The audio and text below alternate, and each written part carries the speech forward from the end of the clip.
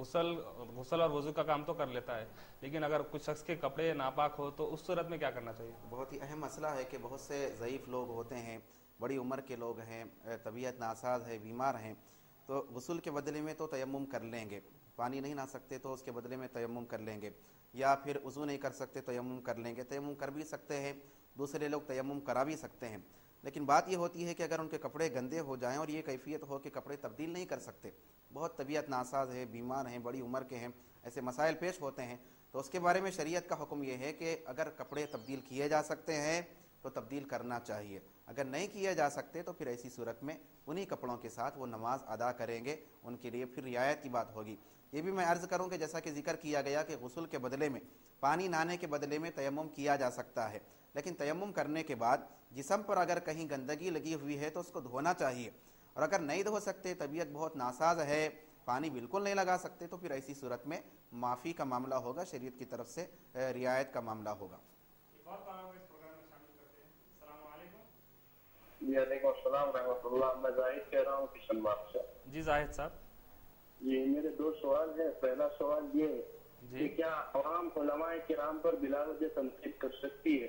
जी और दूसरा सवाल ये है कि ताजियादारी यानी कि जो अलम होता है जी वो बिठाना, बनाना, देखने जाना शरन क्या दुरुस्त है? ये सवाल में देते हैं। बहुत शुक्रिया जाहिद साहब हमें कॉल करने का। आपने दो सवाल किए और पहला सवाल आपने बहुत ही अच्छा किया है। इंशाल्लाह ताला मुफ्ती साहब आपके दोनों सवाल के जवाब देंगे। एक और कॉलर को शामिल करते हैं। अस्सलाम वालेकुम। वालेकुम अस्सलाम रहमतुल्लाहि व बरकातहू। जी कौन सा और कहाँ से बात करें? जी मैं गुलाम मोहम्मद सुलेमान पुरानी वली से बोल रहा हूँ। जी गुलाम मोहम्मद साहब। साहब आपसे एक रिक्वेस्ट ये थी, अल्हम्दुलिल्लाह प्रोग्राम बहुत प्यारा है, थोड़ा करके एक रिक्वेस्ट ये थी कि अदबन जो लोग नमाज का एहतराम नहीं करते, जी जिनको नमाज के बारे में जो है एहतराम के लिए ज्यादा नॉलेज नहीं है, जी अक्सर नमाज पढ़ के नमाजी के सामने से गुजर जाते हैं। जी तो बात हदीस में रिवायत है कि तकरीबन कुछ मुद्दत तक या कुछ ऐसा है, मैं जो पढ़ा था, थोड़ा आप लोग जरा पब्लिक को थोड़ा ये करिए कि नमाज का एहतराम करनी चाहिए बस, जी क्योंकि बहुत सारे लोग प्रोग्राम देख रहे हैं, चाहे जिनको नहीं मालूम उनको पता हो जाए, जी जी बिल्कुल। नमाज पढ़ते ही फौरी सामने से निकल जाते हैं। जी बहुत शुक्रिया गुलाम मोहम्मद साहब हमें कॉल करने का। मुफ्ती साहब आपके सवाल का जवाब देंगे और मैं मुफ्ती साहब से गुजारिश करूंगा कि जो नमाज जो है अहम चीज़ है, इसके ऊपर एक मौजू रखा जाएगा तो बहुत अच्छा हैं। और इंशाल्लाह वज़ू और तयम्मुम का हो गया, फिर इंशाल्लाह ज़कात का होकर के फिर इंशाल्लाह फिर हम नमाज के मसाइल की तरफ जाएंगे इंशाल्लाह। जी सब ये बताइए कि अगर किसी की हाथ पर या पैर पर पट्टी बंधी हो तो क्या वो शख्स तयम्मुम कर सकता है? देखिए, अगर हाथ या पैर पर पट्टी बंधी हुई है और वज़ू में जो चीज़ें धोई जाती हैं, अक्सर हिस्सा ऐसा है कि उसको धो सकते हैं, थोड़े हिस्से पर ज़ख़म है, थोड़े हिस्से पर पट्टी है, अक्सर हिस्सा धोया जा सकता है, तो फिर ऐसी सूरत में बंदा वज़ू ही करेगा और जितने हिस्से पर ज़ख़म है या पट्टी बंधी हुई है तो फिर उस पर मसाह करेगा।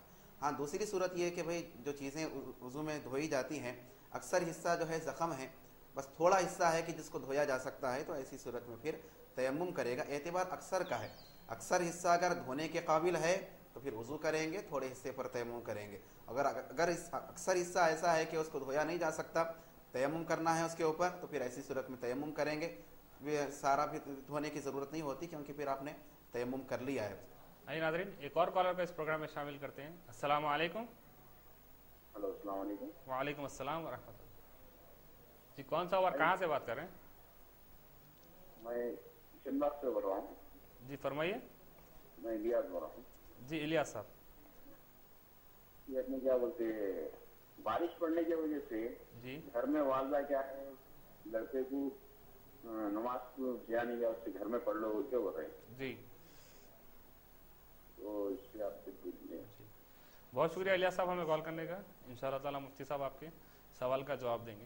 मुफ्ती साहब, एक मौजू से मुतालिक आखिरी सवाल ये रहा है कि अगर मिसाल के तौर पर अगर नमाज का वक्त बिल्कुल इख्तिताम पर हो और वज़ू करने का भी टाइम नहीं है, और कुछ हालात में ऐसा ना हो कि 1.5 किलोमीटर तक जाकर पानी देखा जाए, तो क्या इस सूरत में तयम्मुम किया जा सकता है? बहुत अहम सवाल है कि मतलब ये कि अब नमाज का वक्त बिल्कुल ख़त्म पे है, 5 मिनट है, 3 मिनट हैं, वज़ू नहीं कर सकते उतना, या फिर गुस्ल नहीं कर सकते, तो क्या तयम्मुम करके फिर नमाज अदा की जा सकती है? तो बात यह है कि तयम्मुम करने के जो जायज़ होने की जो सूरतें हैं, उसकी इजाज़त की जो सूरतें, उसके अंदर ये सूरत मौजूद नहीं है कि तयम्मुम करके जाकर पंजगाना नमाज़ें पढ़ सके, क्योंकि क़ज़ा है, क़ज़ा कर सकते हैं।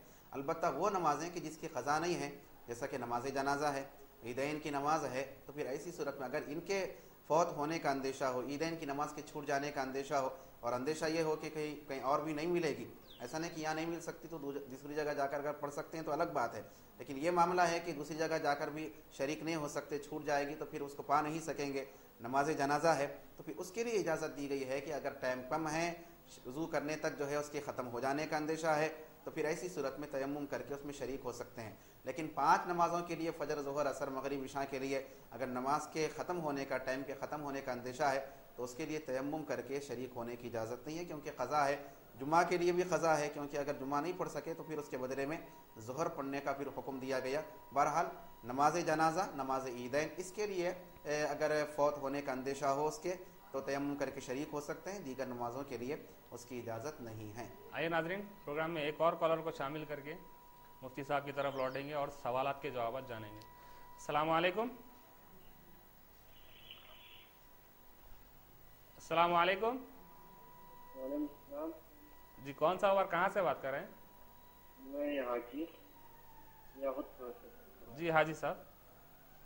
جی ایسا کہ جب اپنا رمضان میں انتقال ہو جاتا جی کسی کا جی تو اس میں سوالات ہوتے ہیں اور عذاب ہوتا۔ جی بہت شکریہ حاجی صاحب ہمیں کال کرنے کا، انشاءاللہ تعالی مفتی صاحب آپ کے سوال کا جواب دیں گے۔ جی مفتی صاحب، کافی سوالات آ گئے، ان کے جواب۔ پہلا سوال آج کا واجد شریف صاحب نے سوال کیا کہ تراویح کی نماز میں کیا 5 پارے کی تلاوت کی جا سکتی ہے جبکہ تیز تلاوت کی جاتی ہے؟ تو دیکھیے، بنیادی طور پہ بات یہی ہے، ایسی کوئی پابندی نہیں ہے کہ 5 پارے نہیں پڑھ سکتے، 6 پارے نہیں پڑھ سکتے، 1.25 پارہ ہی پڑھنا چاہیے، اس طرح کی پابندی نہیں ہے، بلکہ شرط یہ ہے کہ قرآن پاک کو تجوید کے ساتھ پڑھا جائے، ٹھہر ٹھہر کر پڑھا جائے، اس کے حقوق کو ادا کرتے ہوئے تلاوت کی جائے۔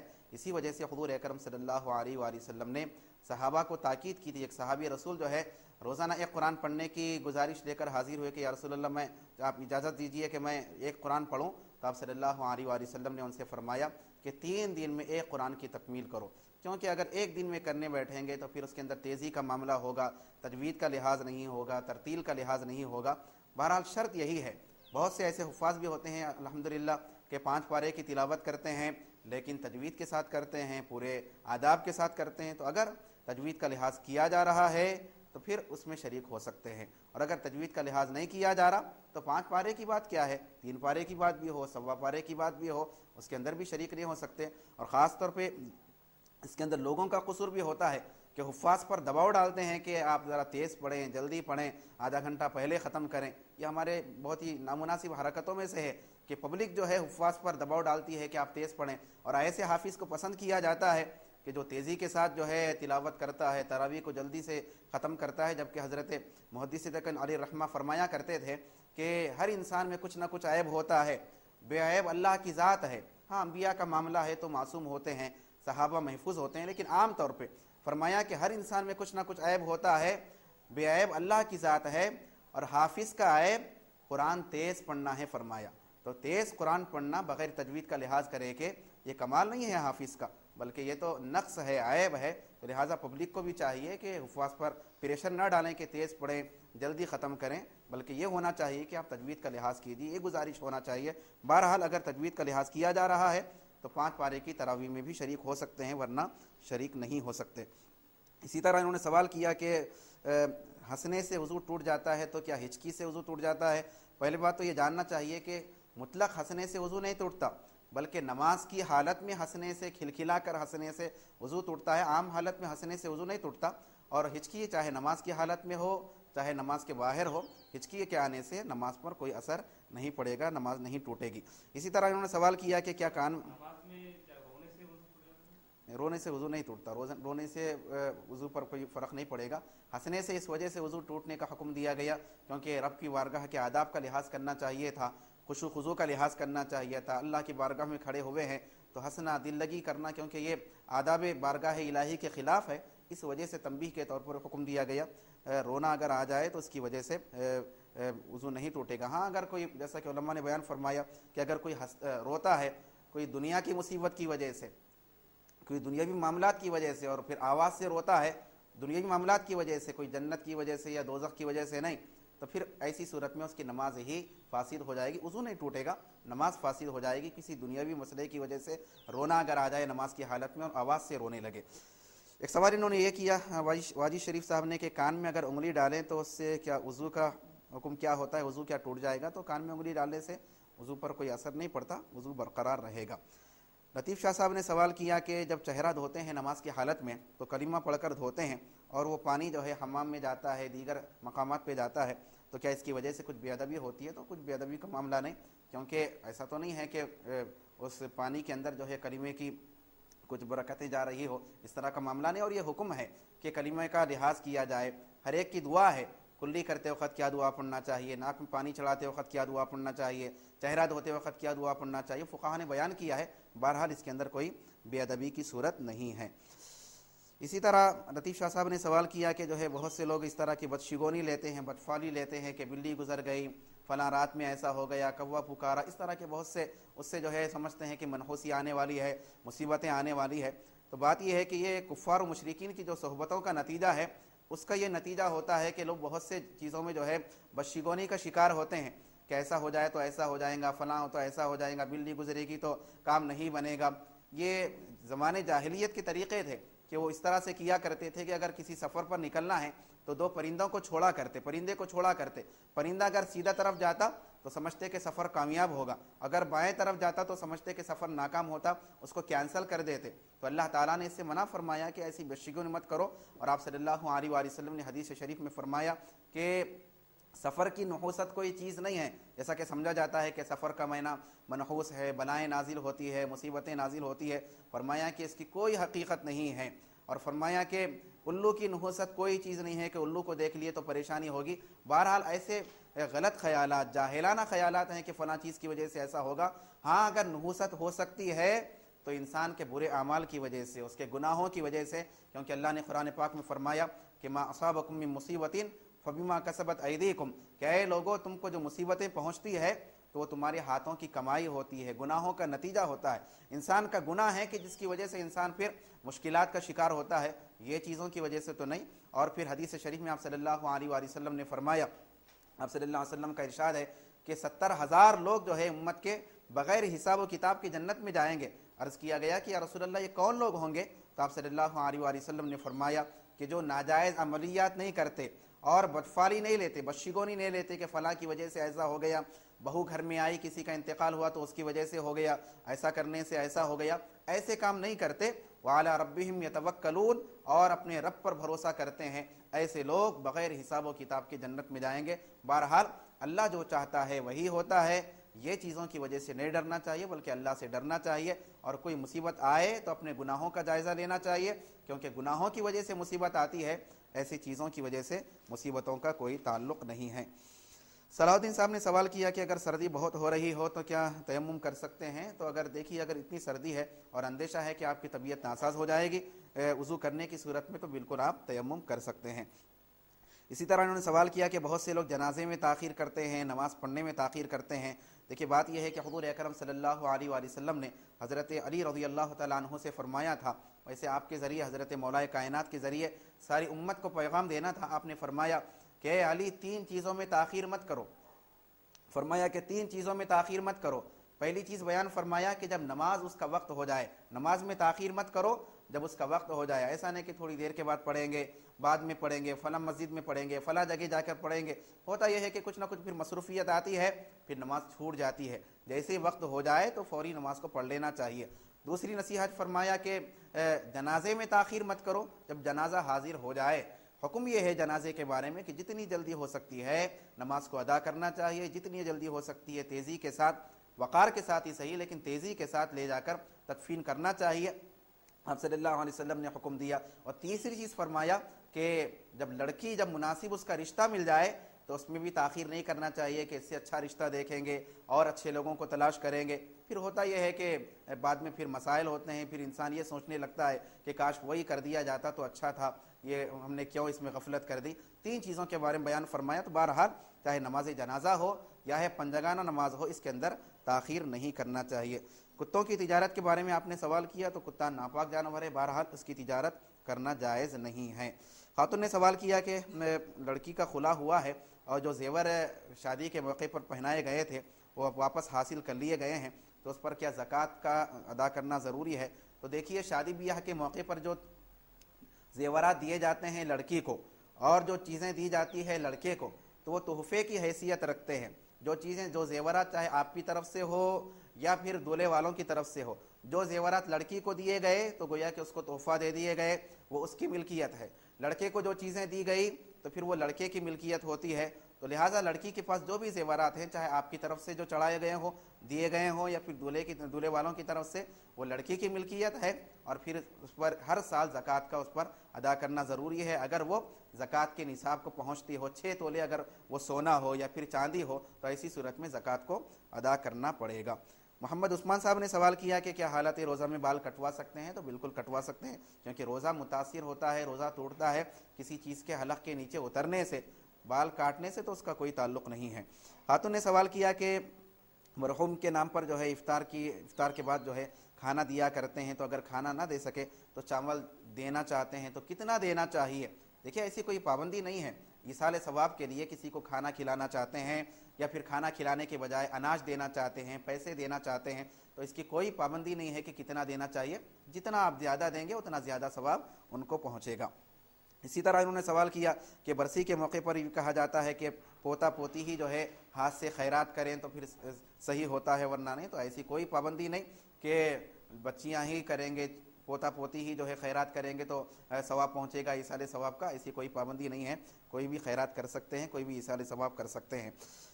صاحب نے سوال کیا کہ انہوں نے کہیں پڑھا ہے کہ نیک بیوی جو ہے روز قیامت جو ہے اگر شوہر گنہگار بھی ہے تو وہ جنت کے دروازے پر کھڑے ہو کر اپنے شوہر کو جنت میں لے جائے گی، اور اگر شوہر نیک ہے اور بیوی جو ہے بری ہے اور دوزخ کی مستحق ہے تو یہ جو ہے کیا کرے گا کہ اپنی بیوی کو جنت میں داخل کرے گا۔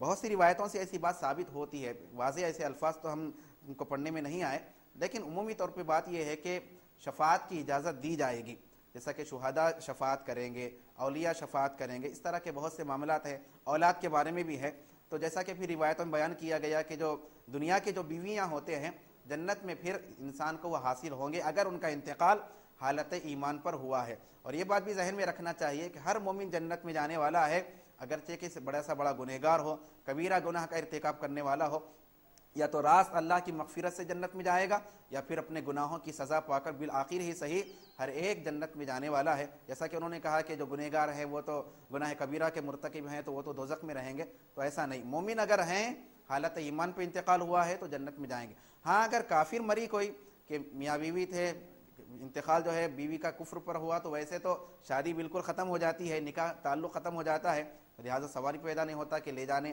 جنت میں لے جانے وغیرہ کا معاملہ پھر وہاں پر پیش نہیں ہوتا۔ بہرحال نیک بیوی یقیناً اگر اجازت ملی تو شفاعت کی جیسا کہ بہت سی صورتیں ملتی ہے، تو اس کے اندر ایسا ہو سکتا ہے کہ گنہگار اگر شوہر ہے تو پھر اپنی شفاعت پیش کر کے گنہگار شوہر کو لے جائے، نیک شوہر اگر ہے تو بیوی کی شفاعت کرے، ایسی بات ہو سکتی ہے، لیکن واضح الفاظ ہم کو یہ مطالعے میں حاصل نہیں ہوئے۔ اسی طرح سوال کیا گیا کہ نیک آدمی کی روح کہاں ہوتی ہے اور غیر مسلم کی روح کہاں ہوتی ہے؟ دیکھیے شہیدوں کی روح کے بارے میں اور اولیاء کی روح کے بارے میں بیان کیا گیا کہ وہ تو ہرے پرندوں میں جو ہے وہ تو جہاں چاہے اڑتے ہیں، جنت کی سیر کیا کرتے ہیں۔ بہرحال ایک بات تو یہ ہے بنیادی طور پر کہ جیسے ہی انسان کا انتقال ہوتا ہے تو خبر میں جیسے ہی اس کی تدفین ہوتی ہے، لوگ پلٹ جاتے ہیں، تو ہر ایک کی روح کو پھر اس کی جسم میں لوٹا دیا جاتا ہے، چاہے مومن ہو چاہے کافر ہو، ہر ایک کی روح کو اس کی قبر میں لوٹا دیا جاتا ہے، یا جہاں جس حالت میں ہے لوٹا دیا جاتا ہے۔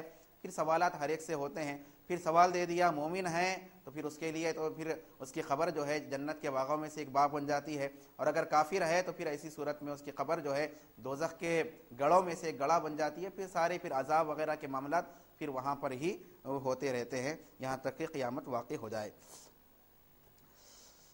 صاحب نے سوال کیا کہ کیا حالت روزہ میں، غالباً خاتون نے سوال کیا کہ حالت روزہ میں ہاتھ پیر پر کیا مرہم لگا سکتے ہیں، زنڈوبام وغیرہ جیسا کہ استعمال کیا جا سکتا ہے؟ تو بالکل کیا جا سکتا ہے، اس کی وجہ سے روزے پر اثر نہیں ہوگا۔ اسی طرح انہوں نے سوال کیا کہ رمضان میں اگر انتقال ہو جائے تو کیا قبر کا عذاب ہوگا یا اس سے معافی ہوگی؟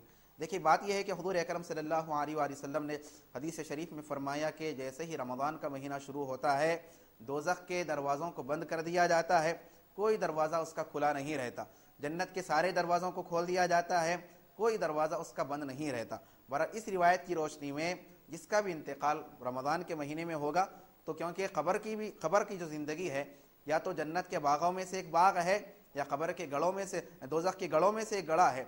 और सरकार ने फरमाया कि रमज़ान के महीना जैसे ही शुरू होता है तो दोज़ख को तो बंद कर दिया जाता है। तो लिहाजा कवी उम्मीद यही है कि जिनका भी इंतकाल रमज़ान के महीने में होगा इंशाअल्लाह वो क़ब्र के अज़ाब से भी महफूज रहेंगे और फिर उनके लिए जन्नत उनका ठिकाना होगा।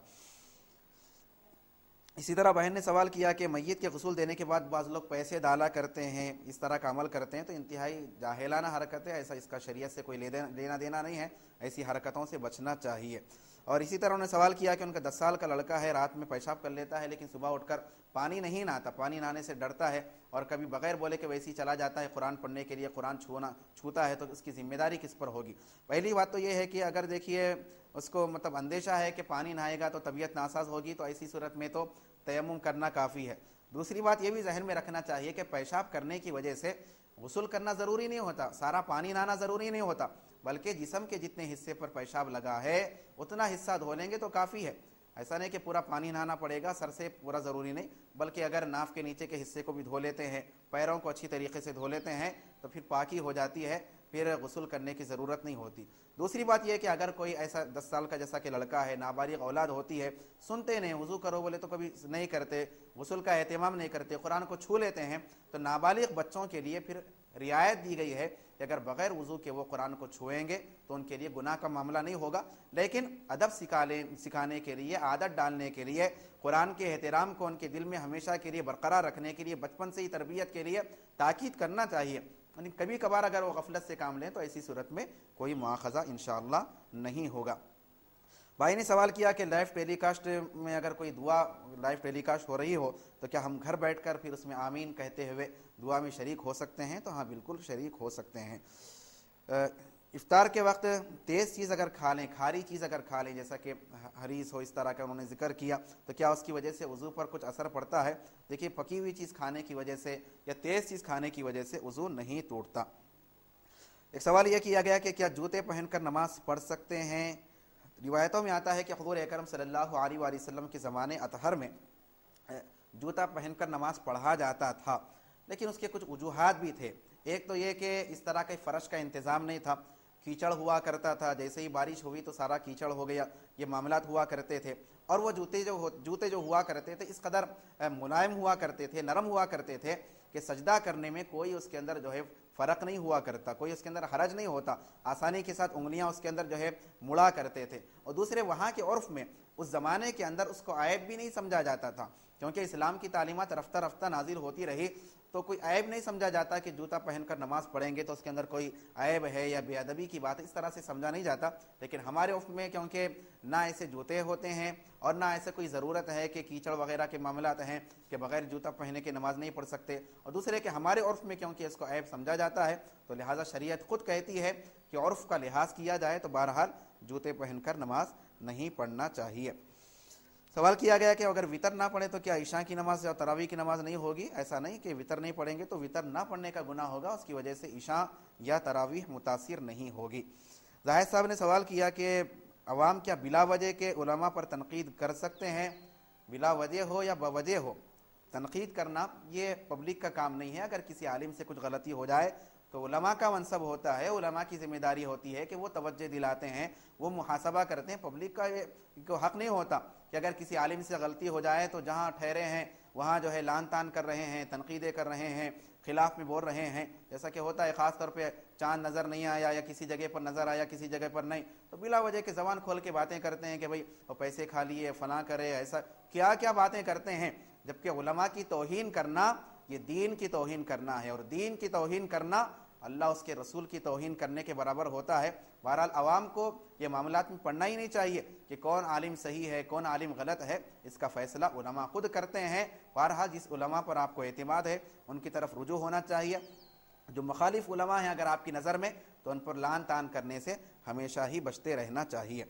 इसी तरह उन्होंने सवाल किया कि ताज़िया जो बनाते हैं तो बनाना देखना क्या इसका क्या हुक्म है? तो बनाना भी नाजायज़ करार दिया गया है उलमा अहले सुन्नत ने, और उसको देखने से भी मना किया गया है। गुलाम मोहम्मद साहब ने, गुलाम मोहम्मद है, गुलाम मोहम्मद नहीं कहना चाहिए बल्कि गुलाम मोहम्मद, मोहम्मद का गुलाम, غلام محمد صاحب نے سوال کیا کہ نمازی کے سامنے سے گزرنے کا حکم کیا ہے. لوگ جو ہے نماز کا احترام نہیں کرتے. یقیناً دیکھنے میں آتا ہے مسجدوں میں کہ جیسے ہی سلام پھیر دیا امام صاحب نے تو جانے کی اتنی جلدی ہوتی ہے کہ کیسے بھی گزرے نمازی کے سامنے سے گزر جائیں گے. بلکہ المیہ یہ ہوتا ہے کہ آدھا گھنٹہ جو ہے گیٹ میں ٹھہر جائیں گے 10-15 منٹ بھی, لیکن سنت پڑھنے کا اہتمام نہیں کرتے. اتنی دیر میں سنت پڑھ سکتے ہیں, پھر راستہ کھل سکتا ہے, لیکن کھڑے ہو جائیں گے جانے کے انتظار میں, گویا کہ ایک تنگی میں تھے, قید خانے میں تھے, کیسا نکلیں گے. ایسی صورتحال بن گئی ہے. جبکہ مومن کو تو مسجد سے محبت ہونا چاہیے, مسجد میں اس کا دل لٹکا ہوا ہونا چاہیے. یہ ایمان کی علامت ہے. بہرحال نمازی کے سامنے سے گزرنا یہ بہت ہی بڑا گناہ قرار دیا گیا. احادیث میں غالباً 40 سال کا ذکر کیا گیا کہ اگر بندے کو معلوم ہو جائے کہ کس قدر اس کے اندر وعید ہے, کس قدر اس کے اندر شدید جو ہے عذاب ہے اس کی وجہ سے, تو بندہ چاہے گا کہ 40 سال ٹھہر جاؤں لیکن نمازی کے سامنے سے نہ گزروں. بہرحال نمازی کے سامنے سے گزرنے سے بچنا چاہیے. الیاس صاحب نے سوال کیا کہ بارش کے سبب والدہ کہہ رہی ہے کہ گھر میں ہی نماز پڑھیں. تو دیکھیے اگر بارش تیز ہو رہی ہے تو شریعت خود اجازت دیتی ہے کہ بھیگنے کا اندیشہ ہے, کوئی چیز دستیاب نہیں ہے تو جماعت چھوڑ کر گھر میں ہی نماز کو ادا کرنے کی اجازت شریعت خود دیتی ہے. ہاں یہ کہ بس بوندا باندی ہے, آسانی سے جا کر نماز پڑھ سکتے ہیں, جماعت میں شریک ہو سکتے ہیں, تو پھر جماعت میں شریک ہونا چاہیے, کیونکہ جماعت کی جو نماز ہوتی ہے وہ بغیر جماعت کی نماز پر 70 درجے زیادہ فضیلت رکھتی ہے. اور ایک سوال یہی کیا گیا تھا کہ رمضان میں انتقال ہو تو کیا عذاب ہوگا یا نہیں ہوگا. تو بات یہی, امید یہی ہے کہ رمضان کی برکت سے کیونکہ دوزخ کے دروازے بند کر دیے جاتے ہیں, تو لہٰذا جن کا انتقال رمضان کے مہینے میں ہوگا وہ اللہ کے عذاب سے, قبر کے عذاب سے, آخرت کی مشکلات سے محفوظ رہیں گے. پروگرام میں آخری کالر کو شامل کرتے ہیں. السلام علیکم. وعلیکم السلام.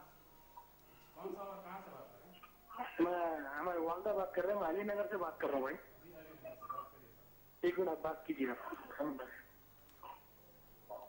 السلام علیکم. ذرا ہماری لڑکی کی طبیعت ٹھیک نہیں رہتی ہے.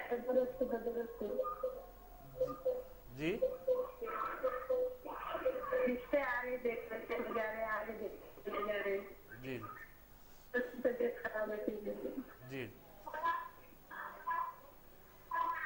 بہت شکریہ ہمیں کال کرنے کا.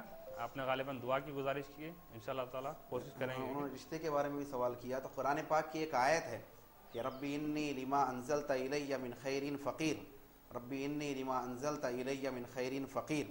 اس آیت کا اگر آپ ورد کریں گے شروع میں اور آخر میں درود پڑھتے ہوئے, 20ویں پارے کی آیت ہے ربی انی لما انزلت الی من خیر فقیر, یہ آیت کا ورد کرے تو انشاءاللہ تعالی رشتوں کا انتظام ہوگا. جہاں تک طبیعت کی ناسازی کا معاملہ ہے تو یا سلام و یا حفیظ, یا سلام اور یا حفیظ کا ورد کریں اٹھتے بیٹھتے, اور شروع میں آخر میں درود شریف پڑھا کریں تو انشاءاللہ تعالی شفائے کاملہ عطا ہوگی. بہت شکریہ مفتی صاحب, آپ نے اپنے قیمتی وقت سے اس پروگرام کے لیے وقت عنایت فرمایا. ناظرین, ایک بات آپ کے گوشے گزار کر دوں کہ ابھی پروگرام سے پہلے مفتی صاحب سے گفتگو کے دوران مفتی صاحب نے یہ فرمایا کہ کل کا ہمارا جو پروگرام رہے گا انشاءاللہ تعالیٰ مفتی صاحب کوشش یہ کریں گے کہ اس کے زکوٰۃ کے موضوع پہ کل ہمارے پروگرام میں گفتگو کی جائے گی. تو میری آپ سے گزارش ہے کہ آپ لوگ کل کا پروگرام مس نہ کریں, ضرور ضرور کل کا پروگرام دیکھیں. انشاءاللہ تعالیٰ کل ہم کوشش کریں گے کہ زکوٰۃ سے متعلق گفتگو کرنے کی. آئے ناظرین, اب ہمارے پروگرام کے اختتام کا وقت ہو چکا ہے. کل پھر آپ سے ملاقات ہوگی. تب تک کے لیے آپ کے میزبان محمد عبداللہ قادری کو اجازت دیجیے. جزاک اللہ. السلام علیکم ورحمۃ اللہ.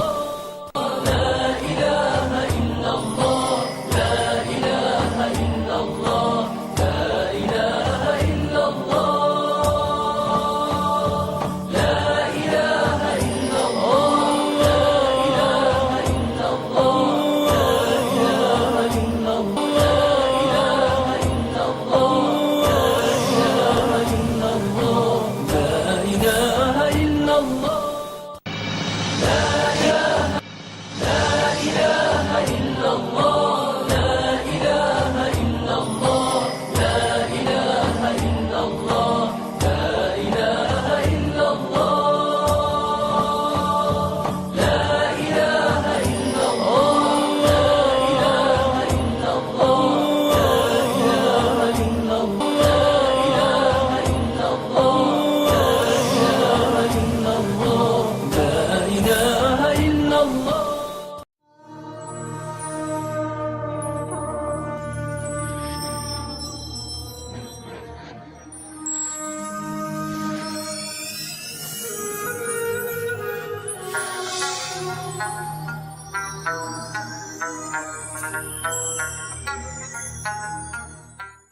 رمضان کا مہینہ بڑی برکتوں کا ہے،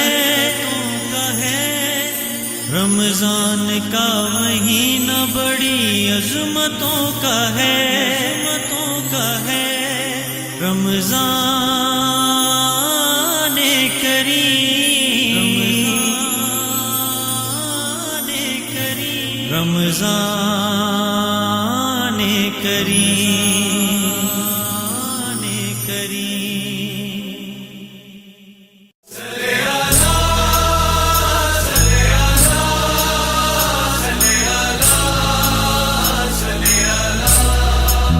چھا گیا نور رمضان، نور رحمان و قرآن، چھا گیا نور رمضان۔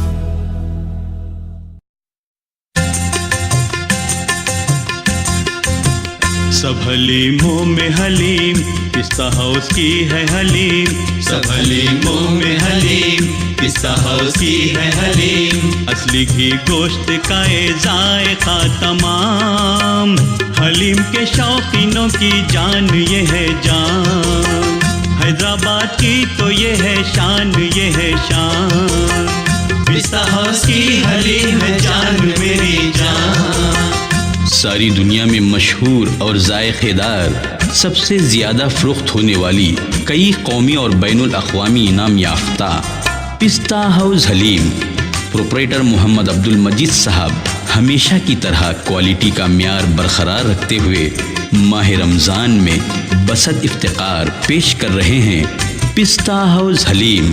تشریف لانا نہ بھولیے، کہیں مزہ۔ پستہ ہاؤس کی حلیم ہے جان میری جان۔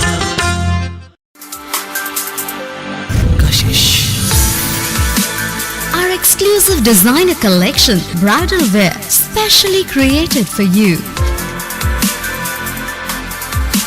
Designer sarees, Fancy ready-made, dress materials and much more to follow.